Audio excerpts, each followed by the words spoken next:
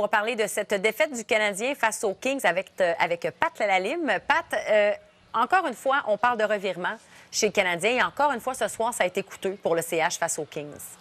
Oui, ça, c'est une situation qui doit changer chez le Canadien. Le Canadien, là, c'est l'équipe qui accorde le plus de revirements. Et dans les 10 secondes suivant ce revirement, c'est une chance de marquer. Ça, c'est la pire formation de la Ligue nationale.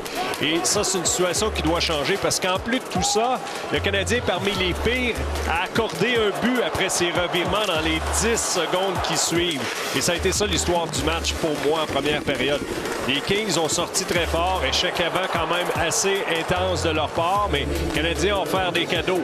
Et des cadeaux, je sais qu'on s'approche du temps des fêtes, là, mais c'était pas le temps de le faire pour le Canadien dans les premiers instants, mais c'est ça qui a coûté le match selon moi. Ouais. Et tu perds le rythme, tu donnes confiance aux Kings qui, quand ils prennent l'avance, on l'a vu ce soir, Joël en a parlé, le 1-3-1, ils l'ont bien exécuté, ils n'ont pas donné grand chance aux Canadiens à part dans les derniers instants.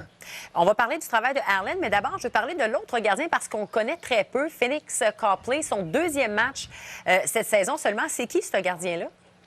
Bien, lui, il a une opportunité en or. C'est un vétéran de 30 ans. C'est le troisième gardien des Kings de Los Angeles.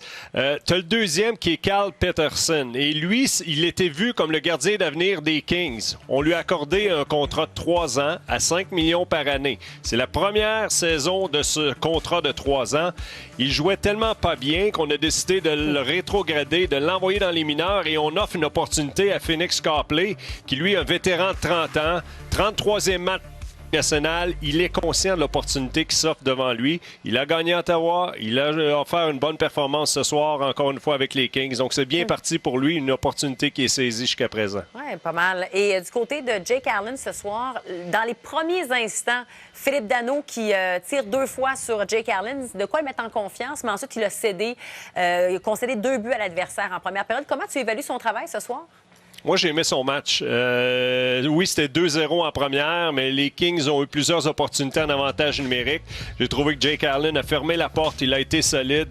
Troisième but, c'est vraiment un but de chance que les Kings ont inscrit. Et à ce moment-là, on croyait que c'était terminé à 3-0. Mais heureusement, le Canadien est revenu dans le coup. Mais pour la majeure partie de la soirée, Jake Allen a fait son travail. Il a donné une chance à son équipe de revenir dans le match. Ce qu'on a fait trop peu, trop tard, malheureusement. Heureusement, le Canadien est revenu, a tenté une remontée à la fin. Question que les partisans arrêtent de huer et qu'on les applaudisse un petit peu.